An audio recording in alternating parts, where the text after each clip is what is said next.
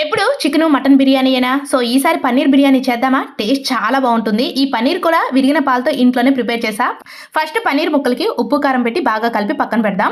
ఒక కళాయి తీసుకొని ఇందులో ఒక 2 స్పూన్స్ వరకు నెయ్యి వేసుకొని పన్నీర్ ముక్కల్ని బాగా ఫ్రై చేసుకోవాలి. స్టవ్ పైన కుక్కర్ పెట్టి 2 స్పూన్స్ ఆయిల్ వేసుకొని బిర్యానీ స్పైసెస్ అన్నింటిని వేసేసుకొని ఉల్లిపాయలు, అలాగే పచ్చిమిర్చి కూడా వేసి అల్లం వెల్లుల్లి పేస్ట్ ఫ్రెష్‌గా దంచుకున్నది కూడా ఒక స్పూన్ వరకు వేసుకోవాలి.